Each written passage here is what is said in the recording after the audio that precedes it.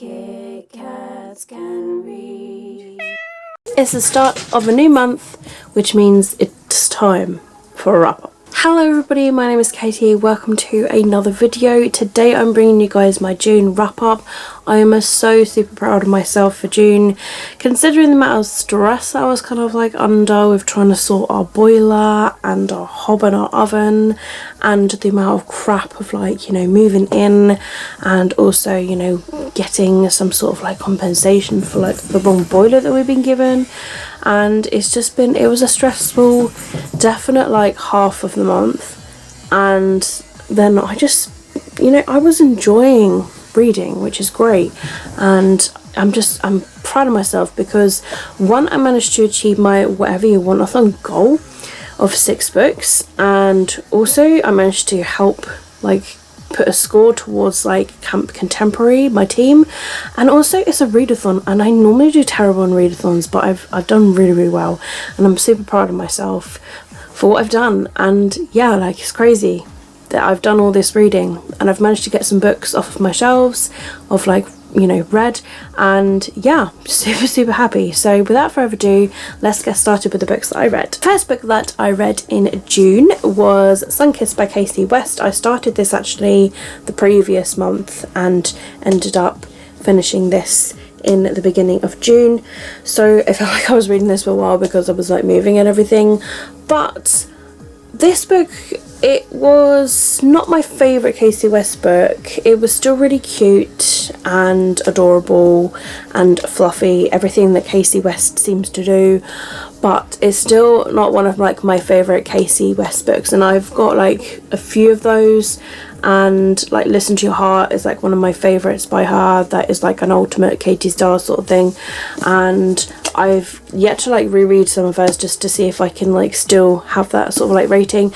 But yeah, this is the story of Avery and her family go on to this kind of like camp, and it's for like I think 6 weeks or something like that, and they have to live without internet and pretty much like camp there. There are like several kind of like courses that they can do and classes and everything, and then one day Avery meets like this band member, and she's like quite intrigued by this band member, and they're kind of like struggling to write lyrics, and then she ends up like kind of like helping them. And her sister is absolutely like an internet crazed person and is freaking out because of like no internet. And yeah, it's literally kind of like the story of like family living without internet, and like it's very I want to say family driven. And Avery has also got this ex best friend that she's had some sort of like a quarrel with as well. Nutmeg, shush! No! But if you are looking for a light, cute and fluffy read, Casey West books are the ones to go for. I really did enjoy this book, and I'm glad that I read it. It's Casey West's latest book, and yeah, I'm just glad that I'm working my way through the books and hoping to find some more favourites of Casey West. So yes, 4 out of 5 Kit Kats. Then I read a library book called Before the Coffee Gets Cold by Toshikazu Kawaguchi.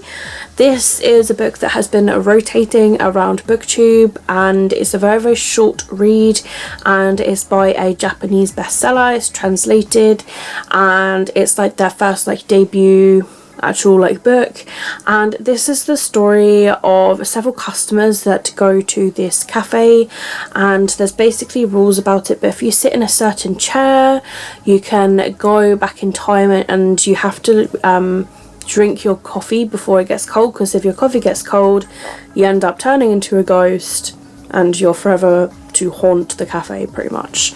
Now there are difficulties because there is a ghost that is sitting in the seat, and they only ever go off to the toilet like once, so the only moment that if people do want to return to the past is they have to wait for that moment. And so we have several customers, they're different stories that all sit, they want to go back in time to do something. They either want to tell somebody something, or they want to sort of like give them something or experience something. and so they've all got an incentive. I got to about the 3rd story. I read like 3 out of 4, and I just felt like, for me, it felt like it was really repetitive. Although you do learn a little bit about like the cafe owner and the like waitress that serves and things like that, which is quite interesting. I just kind of like got bored by like the 4th story. At first I was really intrigued by this. I liked the 1st story, I really liked the 2nd story, then by the 3rd I kind of like pushed myself through it, and I just felt like I could not push myself through the 4th one, so I kind of skim read past the 4th one. So I didn't like DNF it, I just kind of like really quickly just kind of like flicked through and read bits here and there, and I was kind of like glad that I did that, because it didn't seem like it was going to be like much different. And yeah, just like basically kind of like reading like the end of it just to see how the book ends. I mean, like I say, I thought it was like quite an enjoyable read, definitely something different. It's very quirky. I always find like with Japanese translated books at the moment, the ones that I'm reading, like they're really quirky and different and strange and bizarre. So yes, I ended up giving this book 3 out of 5 Kit Kats.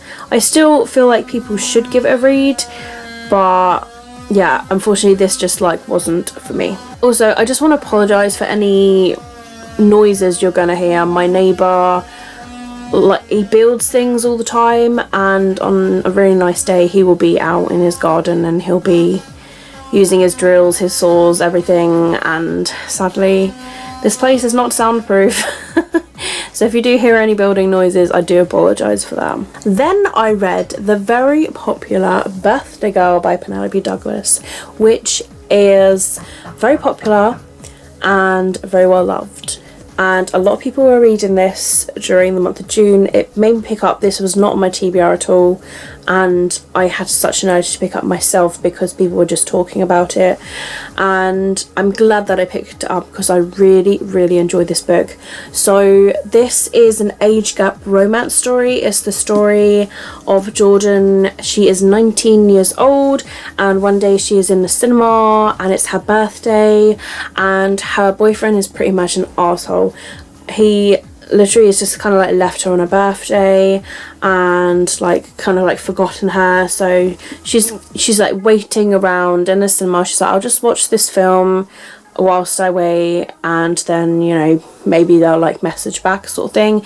Anyway, she's in the cinema, she drops her phone, she drops like some drinks and beverages and food and stuff, and so she goes up and she tries to find her phone. She ends up bumping into this stranger, and she's like, oh, I'm really sorry, I'm trying to look for my phone. And he's like, hey, I'll help you. He turns on his phone light and he's like, here it is.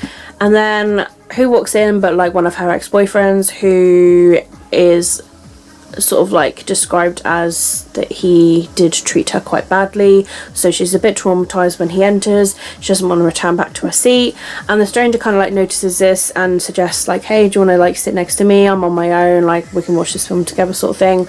So she kind of hesitates, but in the end she's kind of like got no choice because she just doesn't want to like face this ex-boyfriend. So she sits next to this guy and they end up talking. She's got this whole box of like Krispy Kreme donuts, and he's like, oh, I was wondering if you're going to share. She explains it's her birthday, and so they end up sharing these donuts and like chatting to each other and watching this film together. The film ends, they end up like really sort of like enjoying their time together, and then they have to part ways, and he's just like, hey, you know, I might be watching this film soon, so maybe I'll see you there. And she's like, yeah, sure.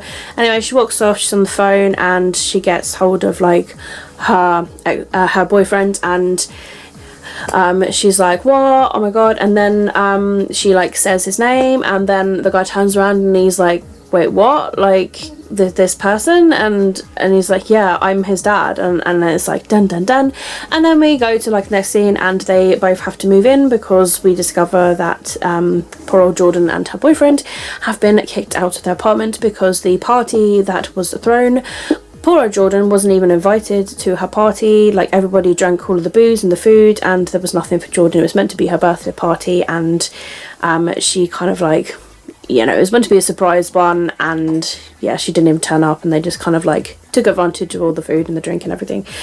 So they get kicked out, And they kind of like say to Jordan, like, you can stay here, you just got to pay the rent, but there's no way that she can afford the rent on her own, so she moves in also with their dad as well. So dun dun dun, they move in with Pike Lawson, the dad. And so yes, there's going to be tension because they got on really, really well in the actual cinema, and yes, both very, very kind of like off limits because of everything. However, there are certain moments where they're sort of like walking around and they just kind of like are attracted to each other, but they can't quite explain why they're attracted to each other. They're sort of like, oh, why am I like really enjoying like talking to this person? Why am I this and why am I that? And it's done really well. There is no cheating involved whatsoever between these two main characters. It's just done really, really well, and I really liked how it was done really well.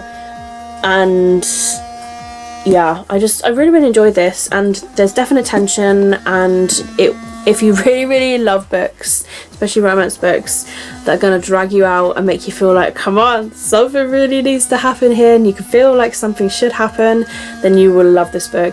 I really, really enjoyed it, and I'm so glad I have. I've only ever read one other book by Penelope Douglas that I'm due a reread of, actually, and that's called Bully, and I'm told all of her books are amazing. Whenever I've watched romance booktube recommendations, this is one that pops up. Penelope Douglas's books tend to generally pop up, to be honest. Punk 57 is one of them. She's got a new and latest book called Tris 6 Venom, which is a female bully romance, and I'm actually quite intrigued by the sound of that, actually.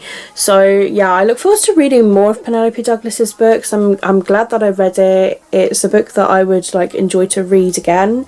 So yeah, I totally recommend it, and I ended up giving that this book 5 out of 5 Kit Kats. Next of all, I read Fruits Basket, the collector's edition #1.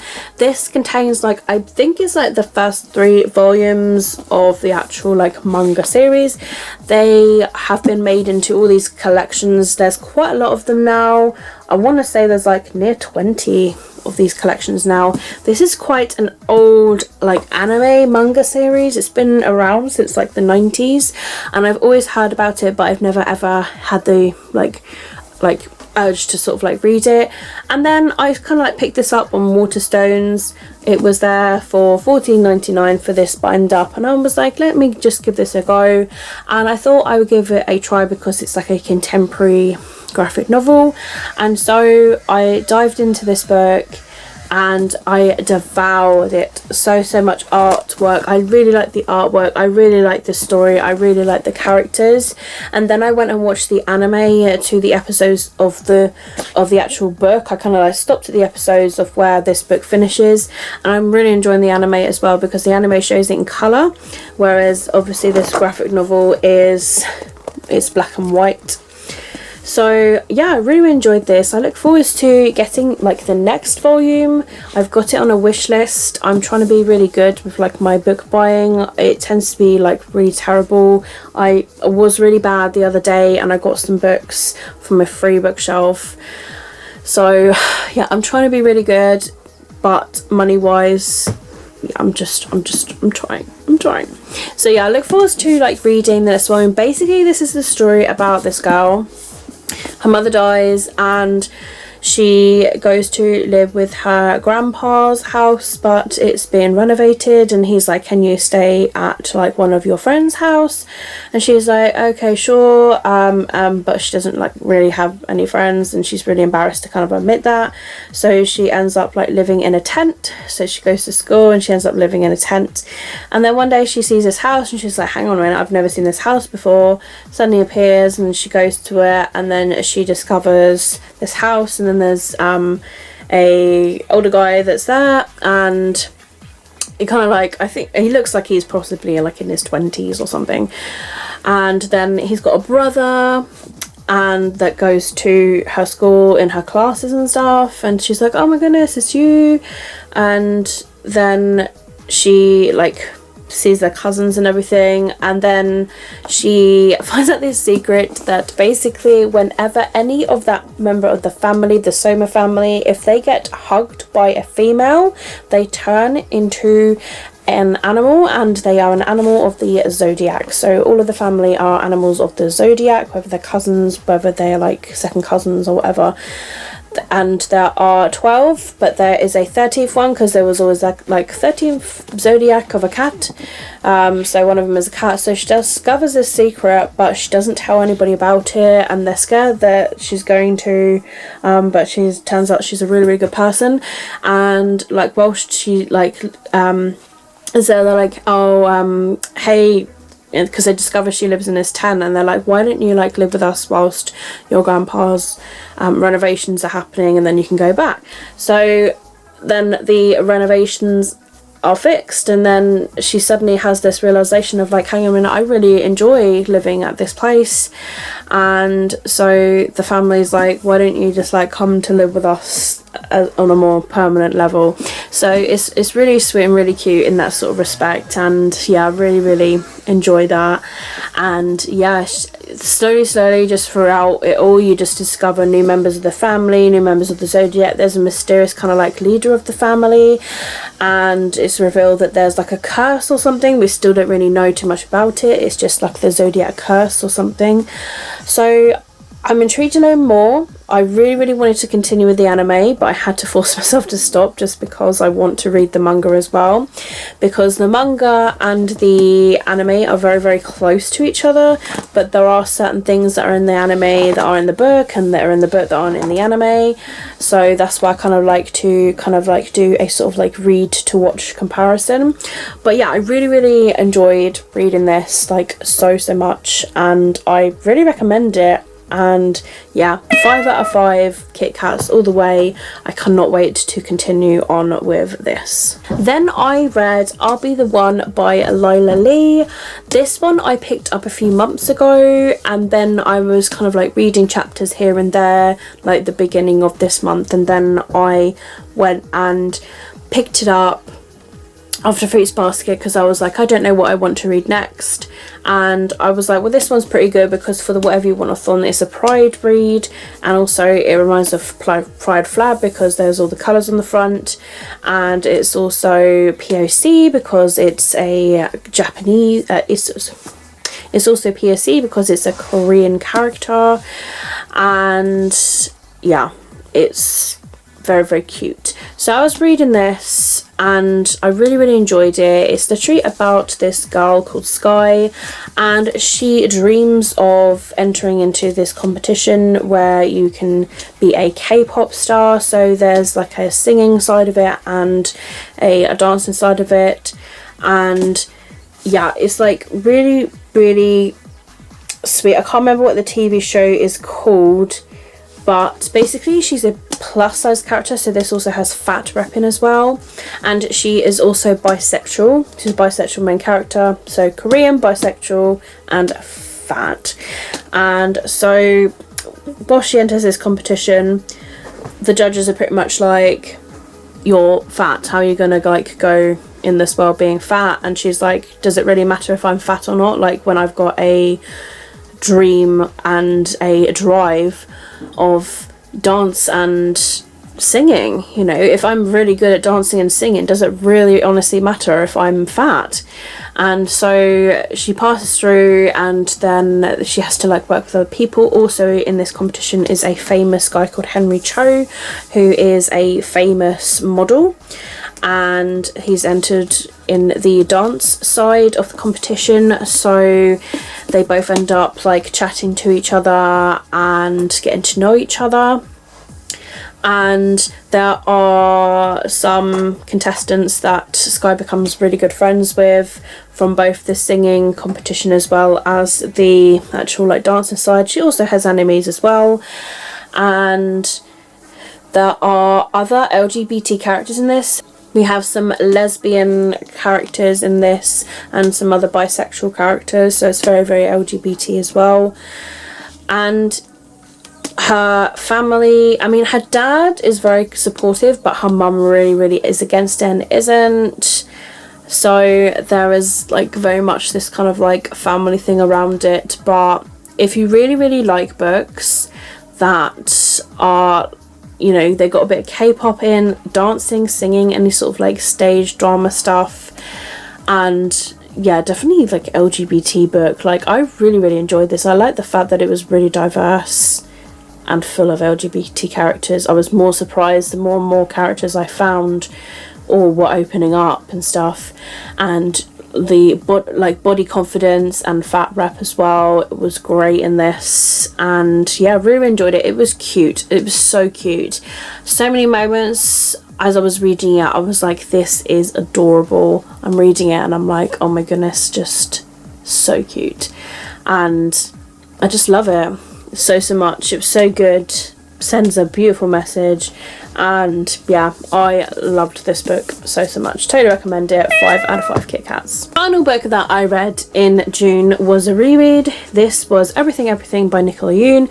Not on my TBR. I just wanted to have a book that fit the last 3 prompts that I had yet to fill, and that was to reread a comfort read and to have a book that started with E, because I wanted the last letter first letter, and with the last book being I'll Be the One, which ends in an E, this one started with an E. So I went through all and pulled out all of the books that I had on my reread shelf started with E, and then I pushed in the ones that weren't contemporary and I left out the ones that were. So I kind of like did a little bit of a poll, and I let Aaron choose, so it ended up being like a poll read as well. So yes, this filled 3 prompts, and it's such a quick read as well. Like, I read half of this on Monday and the other half on Tuesday. I finished this is my last read that I finished, and then literally yesterday, the last day of June, I was like, I don't even know if I want to read anything today. Maybe I should take today as a break off of reading. And it was kind of quite nice to, and it wasn't until the evening where I was like, okay, I need to decide like what I'm going to like start with. So yes, it was interesting me reading this. I absolutely loved this the first time I read it. I was obsessed with it, and I can kind of like understand why, because 6 years later I'm reading this, because I read this like when it came out in 2015. So yeah, 6 years later I'm reading it with a more adult head. You know, I have had more book experience of like reading other books, and yeah, so obviously I'm a lot older too, because back then I was 25, and you know, reading it with a sort of like younger head, I sort of really adored like the cutesy, insta-lovey, cheeky stuff. But this one, it is really cute. So it's basically about this girl called Maddie, who is described as being allergic to the world. So she stays inside her home in this bubble. There's this like air purifier thing that whenever a visitor, a nurse or her mum will ever enter, they have to be like completely purified, their clothes like straight away in the wash and everything. And so poor old Maddie doesn't really discover the world outside of her house, so she's very lonely. And then these neighbours move in next door, and there's this son, and there's this cake and he basically is like, I want to like say hi to the neighbours, my mum made this cake. And Maddie's mum's like, I'm really sorry, but I can't accept it. Obviously she can't really say like, oh yeah, my daughter's sick, that's why we can't bring anything from the outside in. So then there's this joke around this cake, and this cake just like does not want to break. It does not want to like be eaten. It's like a rock, and it's funny. It's so funny. Just the character of Ollie just playing jokes around it, like just trying, like he would drop it from like the bedroom and it would still just be in one piece. And so that's how they meet. And then he just writes on the window his email address, and him and Maddie start emailing each other, and their emails are funny, hilarious and everything. So yeah, soon they do fall for each other, and they discover that it's very difficult to meet and everything. And then something happens at the end of this book that I won't spoil you on, that I personally can understand it. I know it has annoyed quite a lot of people, and a lot of people are just a bit like, well, that's disappointing. But I quite understood it to the point that, you know, I don't have a problem with it. So if you have read it, you'll know what I'm on about. But yeah, like I didn't mind it at all. There was like one point in this book that I did get a bit like, really, Maddie, which is why I didn't quite like love this as much as like I used to. I think I just kind of like it was like kind of like near towards the end, like Maddie was just saying and doing things that I thought was a bit too much. I'm just like, come on, you're overreacting. And just so after Core Pile, it ended up being a really high 4-star rating, so quite close to a 5-star rating, but just a high 4-star rating this time. So yeah, 4 out of 5 Kit Kats this time, which does make sense, and I'm quite happy with that. So it's probably like a 4.5 star really.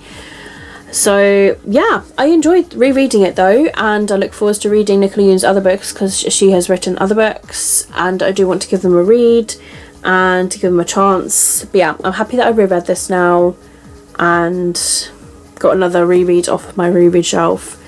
It feels good to cut down the list. And that was the end of my June wrap up.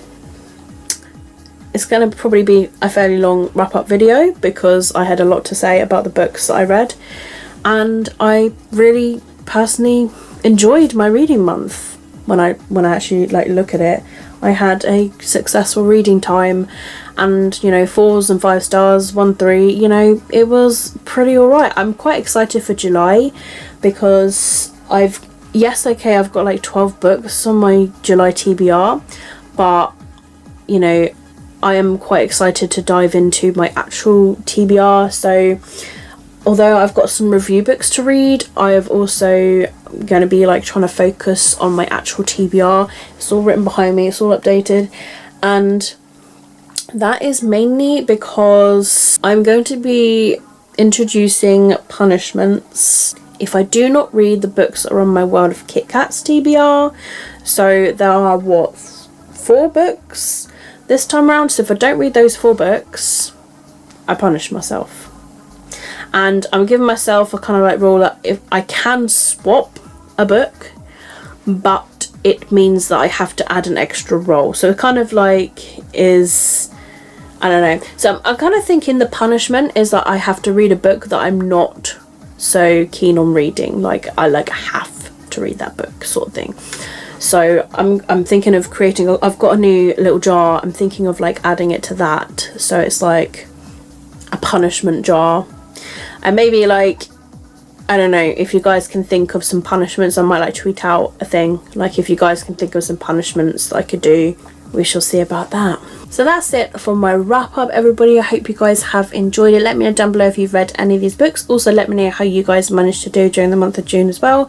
If you've done a video, link it down below, and I'll be sure to check out because I love watching wrap ups and TBRs and book hauls and everything. Let me know what you're going to be starting for the month of July, and yeah, what your goals are for the month of July. I hope you're having an absolutely fantastic day wherever you are. If you have enjoyed this video, give it a thumbs up, and if you're new to my channel, if you'd like to see more of my videos, please feel free to subscribe. I post videos literally all the time because I work shift work at the moment and my rota is forever changing. And below in the description you will find all of the information of myself, of my social medias, of Twitter, Instagram, Goodreads, Amazon wishlist if you'd like to see the books that I have on there. I also have my own book club called Read Like a Kit Kat. Details you'll find down below. And also I do video game channels as well. I have a Twitch as well as a YouTube and also a Twitter dedicated to that. And that, guys, that's it for me. Keep smiling, keep reading, be happy. Please stay safe. My name is Katie and I'll see all of you wonderful awesome people in my next video. Bye.